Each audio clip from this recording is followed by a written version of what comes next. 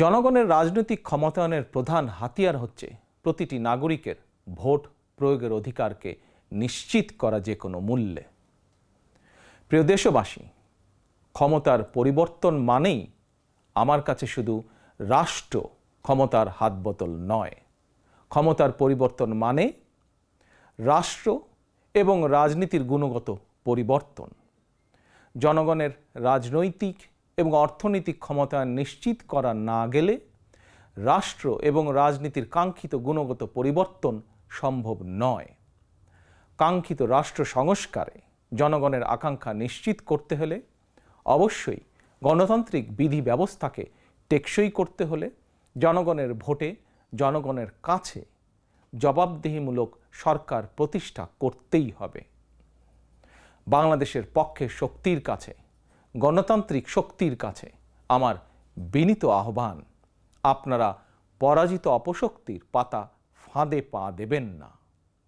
ছাত্র জনতার গণ অভ্যুত্থানকে চূড়ান্ত সফলতায় নিতে হলে কেউ দখলদারিত্বে লিপ্ত হবেন না, দখলদারিত্বে সহায়তা করবেন না, কেউ দয়া করে দুর্বলের উপর আঘাত হানবেন না, কেউ দয়া করে নিজেদের হাতে আইন তুলে নেবেন না।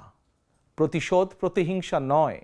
আসুন কার্যকর রাষ্ট্র সংস্কার নিশ্চিত করতে তারুণ্যের কাঙ্ক্ষিত একটি বৈষম্যহীন গণতান্ত্রিক রাষ্ট্র নির্মাণ করতে আমরা প্রত্যেকেই যিনি যার অবস্থান থেকে আরও দায়িত্বশীলতার পরিচয় দেই। এবার আমি সারা দেশে বিএনপি এবং এর অঙ্গ ও সহযোগী সংগঠনের সর্বস্তরের নেতা, কর্মী, সমর্থক, শুভাকাঙ্ক্ষীদের প্রতি আহ্বান জানিয়ে বলতে চাই, রাষ্ট্র সংস্কারের পথ ধরে অন্তর্বর্তীকালীন সরকার যথাসময়ে জাতীয় নির্বাচনের তারিখ ঘোষণা করবে। সেই নির্বাচনে জনগণের রায় পেতে জনগণের মন জয় করুন। জনগণের বিশ্বাস, আস্থা এবং ভালোবাসা অর্জন করুন। জনগণের সুখে দুঃখে জনগণের সঙ্গে থাকুন, পাশে থাকুন, জনগণকে সঙ্গে রাখুন।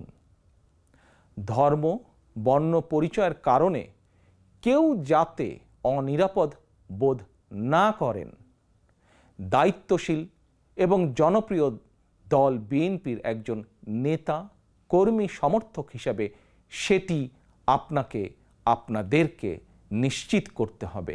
সেটিকে নিশ্চিত করুন আপনারা।